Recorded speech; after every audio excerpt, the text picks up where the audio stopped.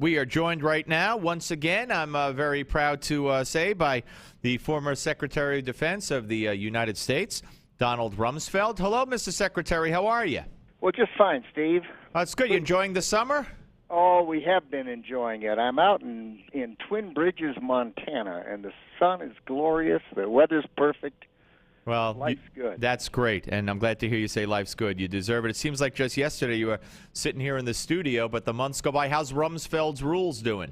Well, it's doing very well, and it's been a lot of fun to write. I've been collecting those over many, many decades, and President Ford finally talked me into putting them together, and I decided to actually write a book about them. And it's been a lot of fun. Got a lot of very nice comments. Well, I've been standing up ever since you left, sir. Doing all my work standing up.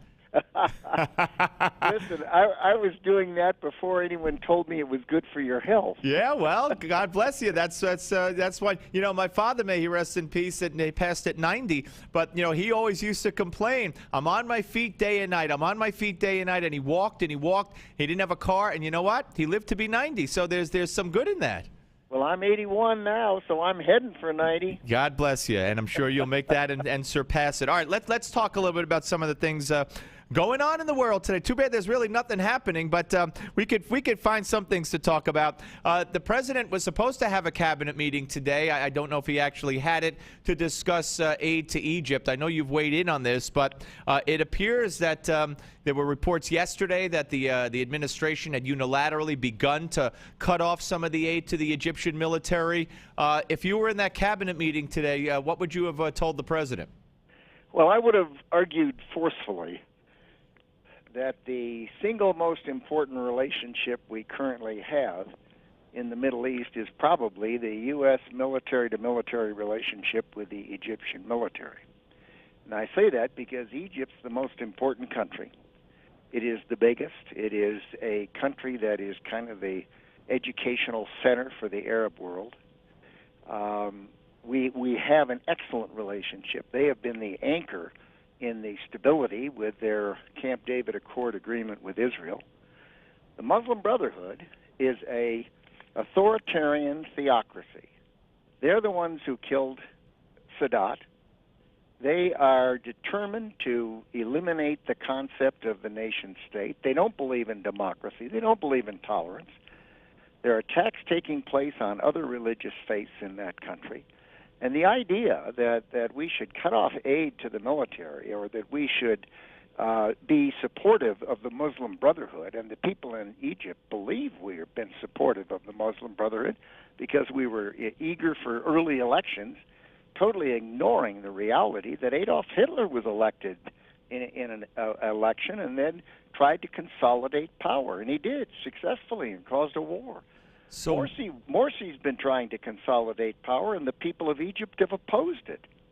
So why is it, do you think? I mean, there have been theories bandied about, but why is it that this administration, even before they went to bat for Morsi, and even before in the aftermath of Morsi's demise, they've sent senators there, McCain and Graham, and said, hey, the Brotherhood has to be included in the process. What's this obsession? What's this favoritism towards the Muslim Brotherhood by the Obama administration? Well, I don't know. I can't explain it. The president started out with an attitude, a viewpoint, and he made that trip around the Middle East and believed that by apologizing and talking to them that everything could be nice and warm and fuzzy. Right now, the Middle East is in turmoil. Over 100,000 people have been killed in Syria. There are problems in the Sudan, in Mali, and country after country after country. And the Egyptian military have been the source of stability in that country. People were starving in that country because of month after month of riots and disorder and violence in the streets. Tourism has totally stopped. Somebody has to step up. And think what Abraham Lincoln did during the Civil War. He imposed martial law and suspended habeas corpus. He had to, otherwise the United States wouldn't have been orderly. It wouldn't have been able to function. Well, People don't give died. Obama any ideas, because he fancies himself as Lincoln. So don't give him any ideas. He's about as far from that as I can imagine. Absolutely, absolutely. Would you say that Obama? Yeah, here's the thing. Obama recently said we don't take sides. Now, when it's good and bad, black and white, evil or good, you know what I mean? When it's obvious, as it appears to be to you and it is to me, how do you don't take sides when, in fact, just in the last few years, Obama said Mubarak must go. Obama said Gaddafi must go. Has been saying for a year and a half, 2 years, Assad must go. So we do take sides. So again, why won't he take sides against the Muslim Brotherhood? I don't know. I mean, you think back. I think Secretary Kerry, the Secretary of State, has really been dealt an enormously difficult hand. He is faced with a series of bad policies and bad actions by the Hillary Clinton State Department and the Obama White House over a period of 4.5 years. And suddenly he's Secretary of State, and here is this terrible mess. And all the momentum is in the wrong direction. One of the reasons I suppose you need not take sides is if your influence is zero. and the behavior of the Obama administration has been to create a leadership vacuum in the world.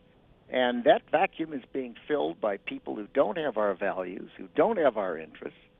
And if that country turns into a civil war and the Suez Canal is closed, or the Muslim Brotherhood breaches the agreement with Israel, he's gonna wish he had taken sides.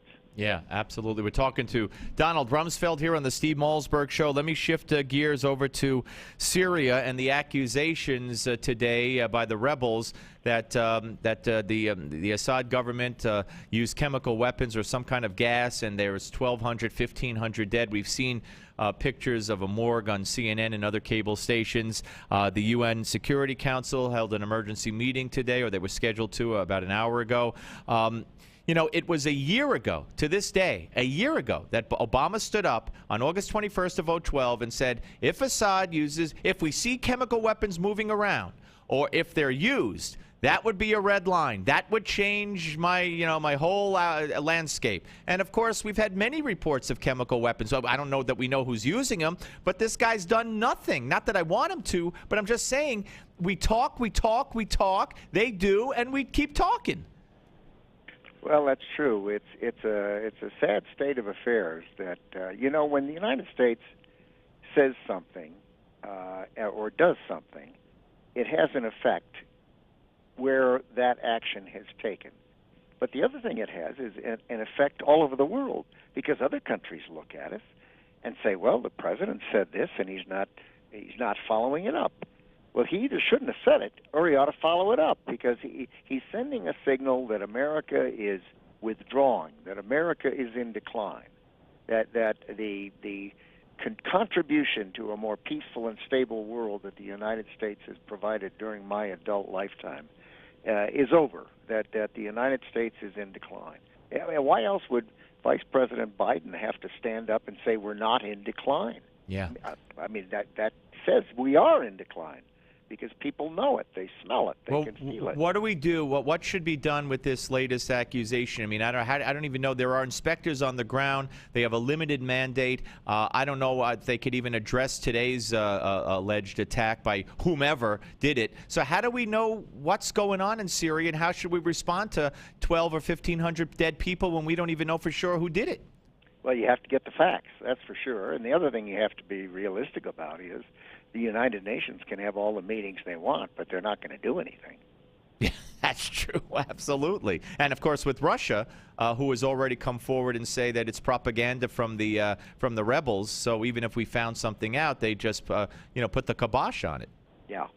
No, clearly the Iran and Syria's relationship with Russia is clear. And they're very close, and they have contributed to terrorist funding and terrorist acts around the world to our detriment. One more for you, Mr. Secretary, and that involves Bradley Manning. We had a judge today, a military judge, who gave Bradley Manning, convicted of espionage and other accounts, 35 years. Of course, he could have gotten 90.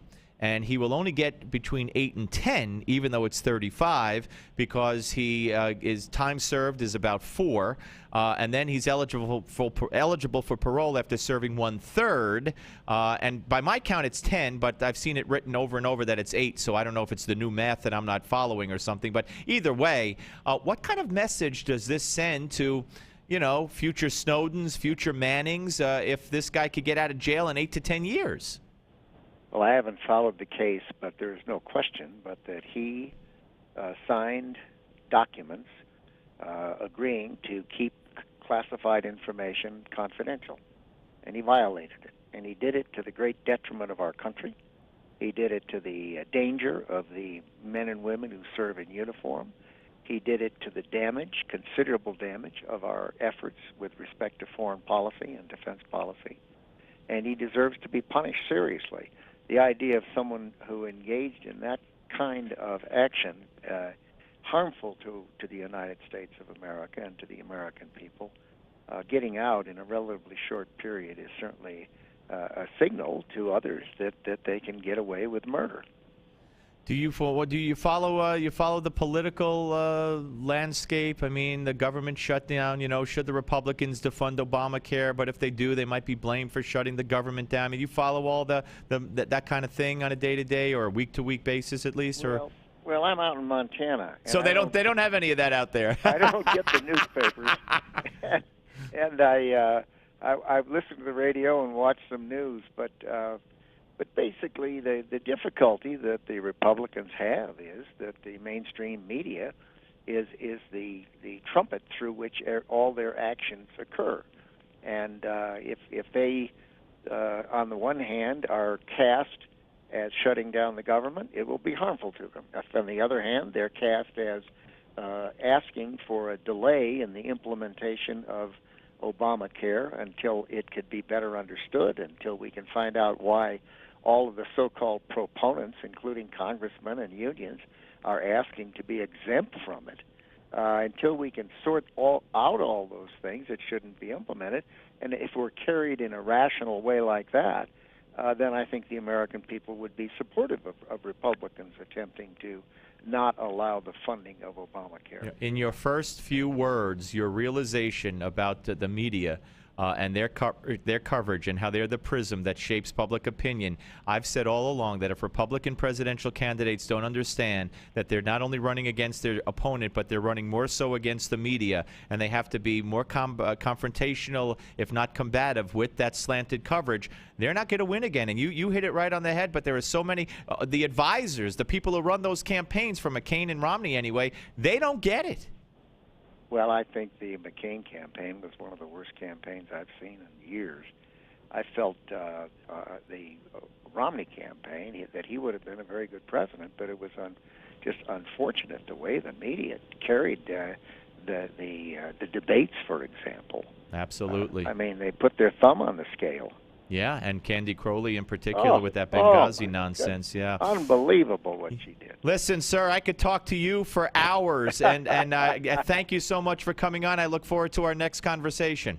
I look forward to it too. Thanks so Thank much you. for your hospitality. My pleasure, Mr. Secretary. That's Secretary of Defense Donald